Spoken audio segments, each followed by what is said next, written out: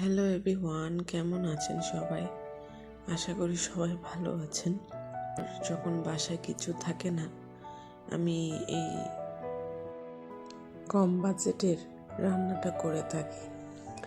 বাসা যেমন কোনো মাছ মাংস নেই, সেক্ষেত্রে আমি আমি 3-4টা ডিম নিয়ে আসলাম দোকান থেকে। সেক্ষেত্রে ডিম সিদ্ধ করে যদি রান্না করি, সেক্ষেত্রে বাচ্চারা খেতে চায় না। তা সেটা আমি কী করি, ডিম ভেজে 3-4টা ডিম ভেজে ওটাকে আমি ডাল আর মসুর ডাল দিয়ে 2 রকমের ডাল দিয়ে আমি ওটা রান্না করি।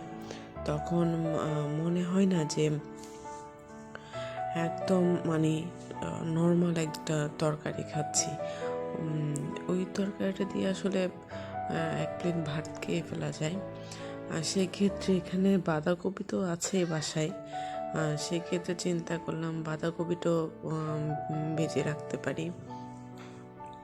আর একটা বিষয় যে বাঁধাকপির সাথে অনেকে আলু খেতে পছন্দ করে, কিন্তু আমার না বাঁধাকপির সাথে গাজরটাকে বেশি ভালো লাগে। গাজর, শিম আর একটু বেগুন, আর আপনি যেমন ধরেন এটার সাথে আপনি পেঁয়াজ, এখন নতুন শীতের পেঁয়াজ পাতা বের হয়েছে, পেঁয়াজ পাতা দিয়ে যখন আপনি এগুলো ভাজা করেন না বাঁধাকপি, তখন টেস্টটা মনে আমার একটু বেটার লাগে আলুর চাইতে।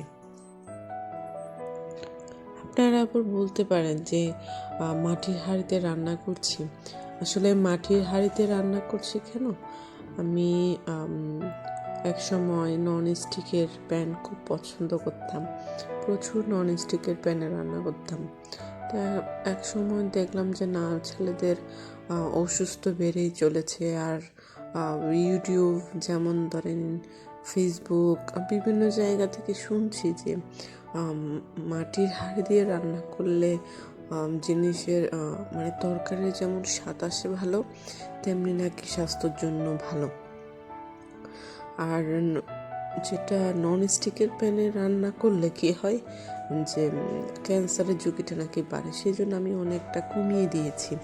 একদম না করে তো পারা যায় না, তবে কিছু কিছু জিনিস, যেমন ধরেন এই যে যেমন একটা ডিম ভাজা করতে হলো, তারপরে মাছ ভাজা করতে হলো, এইসব রুটি বানাতে হলো, এইসব ক্ষেত্রে না নন স্টিকের প্যানগুলাই ভালো। তবে আমি নন স্টিকের প্যান ভালোও দেখেছি, আবার খারাপও দেখেছি।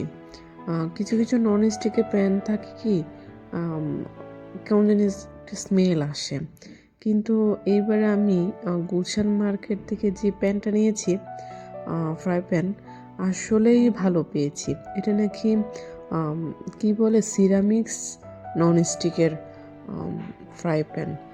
এটা নাকি নন স্টিকের মধ্যে একদম সর্বশ্রেষ্ঠ, অনেক লেয়ারে নাকি এটা তৈরি। আসলে ব্যবহার করে আমি খুব উপকার পেয়েছি, কোনো স্মেল নাই। আর আগেরগুলো থেকে একটু বেটার মনে হয়েছে আর কি। আচ্ছা, যাই হোক, রাত থেকে খুব টেনশনে আছি যে বাচ্চাদের স্কুলে কালকে রেজাল্ট দেবে। ছেলেগুলো তো অসুস্থ ছিল, সেই ক্ষেত্রে রেজাল্টটা কেমন হবে তো বুঝতে পারছি না। এখন আমার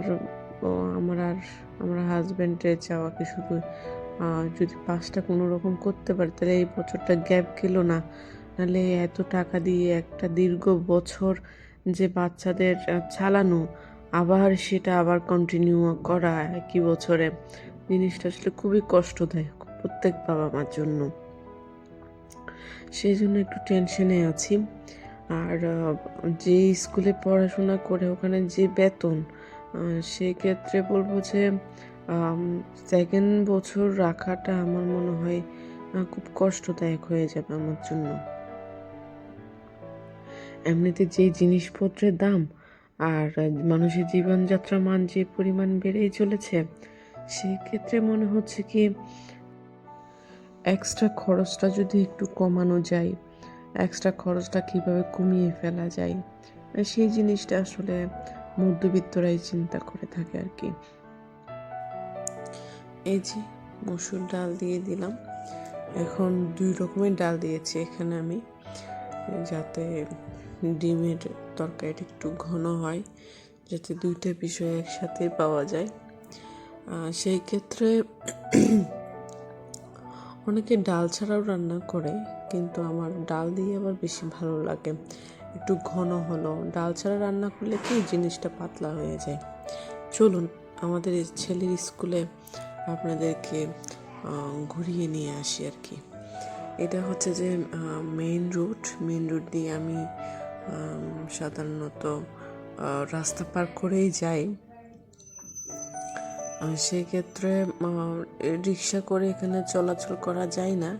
রিক্সা করে যেতে হলে একদম ভিতর দিয়ে হচ্ছে যে যেতে হয়। ভিতর দিয়ে গেলে আবার ঝামেলা, আবার অনেক দূর আবার হেঁটে আসতে হয়। তার চাইতে মনে হয় একটু হেঁটে যাওয়াই ভালো। এই যে গেটটা দেখতে পাচ্ছেন, এদিক দিয়েও যাওয়া যায় স্কুলের ভিতরের দিকে।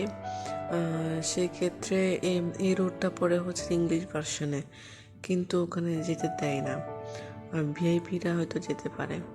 আর এটা হচ্ছে যে গাড়ির পার্কিং। এখানে যারা গার্জিয়ানরা আসেন ওনার পুরাটাই হচ্ছে পার্কিং করে। দেখেন কত বড় জায়গা, শুধু গাড়ির জায়গাটাই হচ্ছে যে এত বড়। আর এটা হচ্ছে যে ওয়েটিং রুম গার্জিয়ানদের। এখানে গার্জিয়ানরা ওয়েট করে থাকে তাদের বাচ্চাদের জন্য। আর 2টা ওয়াশরুমও দিয়েছেন ওনারা, একটা টিভিও দিয়েছে। কিন্তু এই যে গার্জিয়ানদের মানে খুব ঝগড়াঝাটির কারণে মনে হয় এটা বন্ধ করে দিয়েছে। আর এটা হচ্ছে বুকের স্টল। এখানে স্কুলের যাবতীয় বই বলেন, বিভিন্ন সামগ্রী আর কি, স্টেশনারি সামগ্রী সবগুলো এখানে পাওয়া যায়, এখান থেকেই নেই সবাই। আর এটা হচ্ছে যে বিএফ শাহিনের গেট। এখানে আবার 2-3টা গেট রেখেছে, মানে কোনো ক্লাস কোন দিকে যাবে, গার্জেনরা কোন দিকে যাবে, মানে এটা পুরাটাই হচ্ছে যে যেমন ধরেন ওরাই নির্দেশনা দিয়ে থাকে আর কি কোন দিকে যাবে। আর হচ্ছে যে এটাই মেন গেট দিয়ে যাচ্ছে এখন সবাই, আসলে রেজাল্টের জন্য সবাই যাচ্ছে ঠিক, কিন্তু প্রত্যেক গার্জিয়ানের মধ্যে একটা যে ভয়টা কাজ করছে না, আমার মনে হয় স্টুডেন্টদের ওই ভয়টা মনে হয় নেই। যে আপনাদেরকে বলেছিলাম না, প্রাইমারি পর্যন্ত গোল্ডেন ইগলে যেটা ইংলিশ মিডিয়াম, এখানে আবার ডে কেয়ারও আছে। আপনারা চাইলে মানে যারা চাকরিজীবীরা আছেন এইটাতে দিতে পারেন প্রাইমারি পর্যন্ত আর কি। পাশাপাশি ডে কেয়ারও আছে। স্কুল অনেক ভালো, স্কুলটা পড়াশোনা মোটামুটি, টিচাররা খুবই সাপোর্ট দেন। আর এই যে এটা পুরাটাই হচ্ছে যে মানে বিএফ শাহিনীর স্কুল। আর ডান পাশে যেটা দেখা যাচ্ছে যে আর্মির গাড়ি আছে না, এই যে হ্যাঁ এটা হচ্ছে যে সিএমসি, মানে হচ্ছে ইংলিশ মিডিয়ামের যেটা স্কুল, এটা হচ্ছে পুরোটাই হচ্ছে ইংলিশ মিডিয়াম। আর এখান থেকে শুরু করে একদম পিছনে পর্যন্ত অনেক বড় এরিয়া ইংলিশ মিডিয়ামের।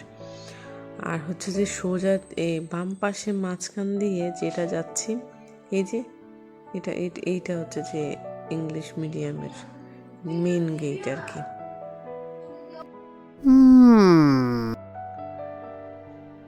এই যে দেখুন পুরো স্কুলটা, এটা হচ্ছে প্রাইমারি ভবন। যেটা দেখা যাচ্ছে সেটা হচ্ছে যে যেমন ধরেন আমার ছেলেদের বাংলা ভার্সনের প্রাইমারিটা। আর হচ্ছে এখানে যে মাঠে এরা দেখছেন কি সুন্দর করে এরা সাজিয়েছে পুরস্কার বিতরণের জন্য। প্রথম থেকে পঞ্চম পর্যন্ত, মানে প্রথম 5 জনকে আর কি। এই যে এই দিকে যেটা আছে ডান পাশে, এটা হচ্ছে যে ক্যাফে ছিল আগে, এখন মানে অফ করে দিয়েছে এরা। গার্জেনরা এত মানে খাবার খেত, যার কারণে খাবারের প্যাকেটগুলা বিভিন্ন জায়গায় ছড়াই ছিটায় ফেলতো, গাছের নিচে ময়লা হতো, যার কারণে এটা অফ করে দিয়েছে। এখন আর খাওয়ার সুযোগই পায় না। हे प्रभु हे प्रभु हे हरि राम कृष्ण जगन्नाथ प्रेमानंदे, ये क्या हुआ? এই যে পুরস্কার বিতরণী অনুষ্ঠান চলছে, গার্জেনরা দেখে আছে। যে বানর দেখতে পাচ্ছেন, এই স্কুলে আবার অনেক বানর, গাছপালা একটু বেশি, যার কারণে বানরও অনেক বেশি। সাথে যে পাখিও অনেক, পাখির আওয়াজও অনেক এখানে। আমার এই বানরগুলো দেখতে খুবই ভালোই লাগে। মানে একজন কেউ খাবার খেলে হা করে তাকিয়ে থাকে, খুব মজা লাগে এদেরকে। এই যে আবার কাছে যাওয়া যায় না, খুব ভয়ানক, কিন্তু দূর থেকে দেখতেই ভালো। এই যে পুরস্কার বিতরণ কি সুন্দর করে সাজিয়েছে দেখেন। এই যে প্রত্যেকটা জায়গায় কি সুন্দর করে ফ্ল্যাগ দিয়েছে, মানে ফ্ল্যাগগুলো দেখলেই তো মনে হয় একটা একটা উৎসব ধরনের। আচ্ছা, আজ আর না, অনেক কথাই বলে ফেললাম। ভালো থাকবেন সবাই, ভালো রাখবেন সবাইকে। আর নূপুর ডায়েরিতে ভালো ভালো যাতে আমি ভিডিও দিতে পারি, সেক্ষেত্রে অনুপ্রাণিত করবেন। ভালো লাগলে একটি লাইক, কমেন্ট, শেয়ার দিবেন। আর সাবস্ক্রাইব করতে ভুলবেন না কিন্তু। বাই।